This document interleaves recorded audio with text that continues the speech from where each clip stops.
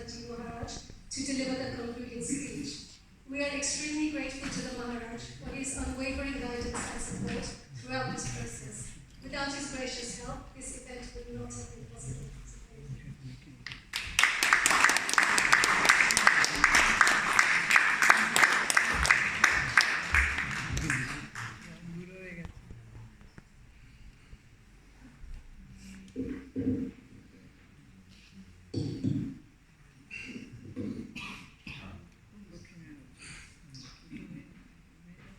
I begin with a universal prayer.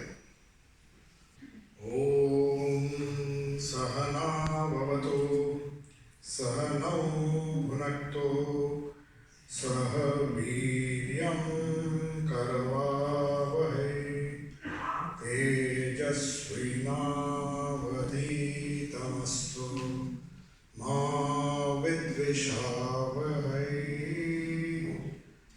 Om Shanti Shanti Shanti.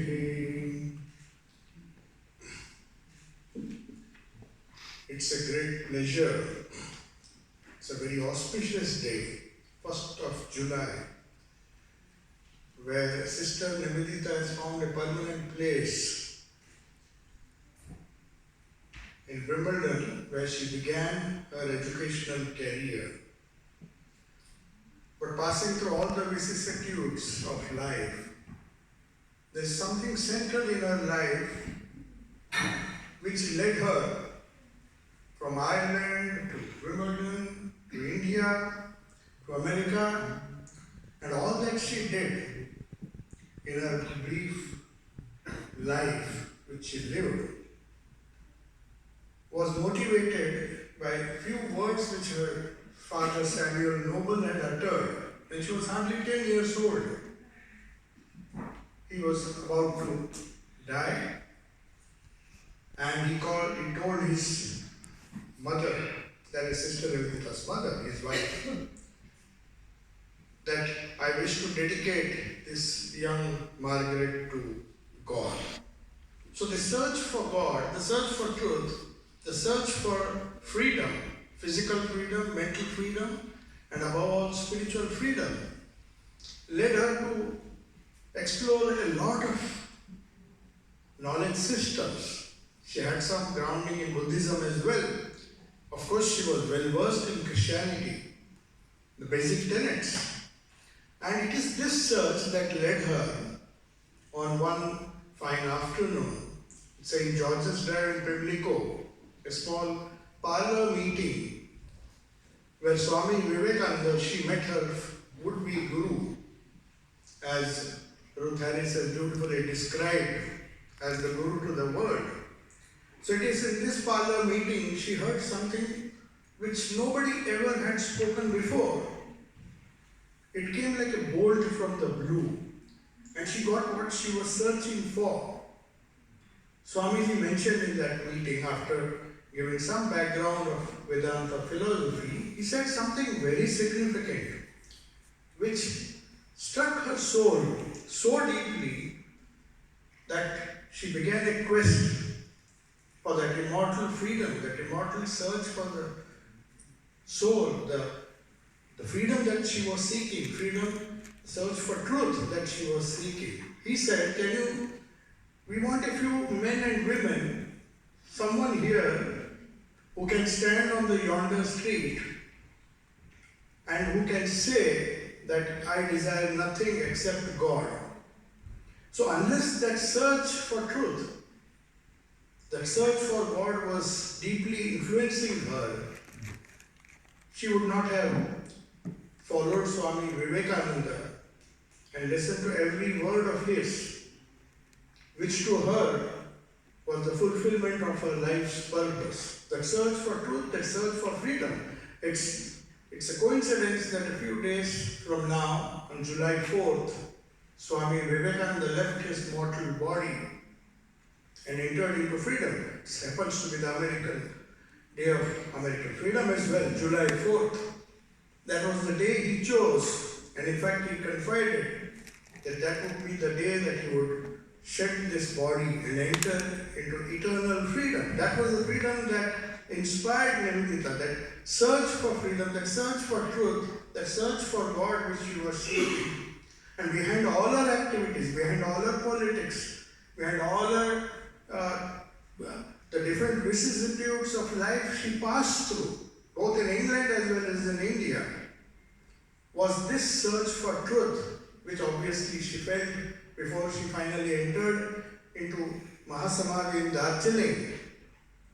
So this central love for certain values which she heard from her master, which has been beautifully expressed in this wonderful biography, which is one of the best biographies ever written on Swami Vivekananda. There are voluminous biographies, but the book Master as I Saw Him, if you read every word of that book, she doesn't claim that it's a biography of her master, only a biography of a master as she saw him. And I doubt if anybody has seen Swami Vivekananda much better than the eyes of Sister Nivedita.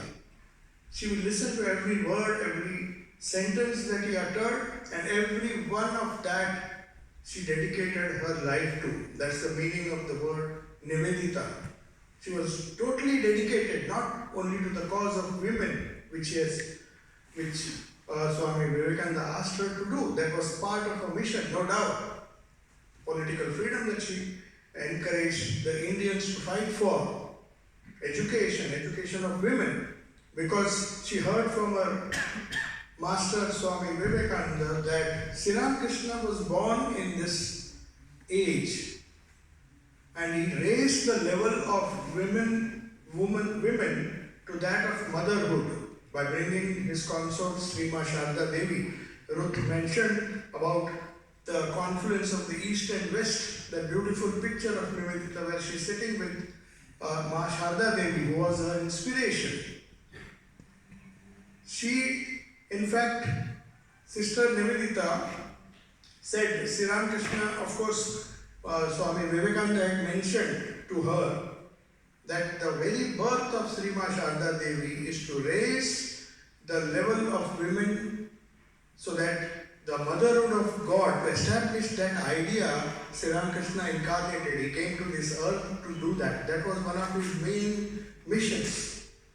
Obviously, there was harmony of religion. Once Swami Vivekananda told Sister Nivedita, I can sacrifice everything. It was in the context of Kali Puja or Kali worship. She was fascinated by this idea of Kali. It's a wonderful concept, Goddess Kali. And she in fact wrote a book, Kali the Mother. Everyone should read that.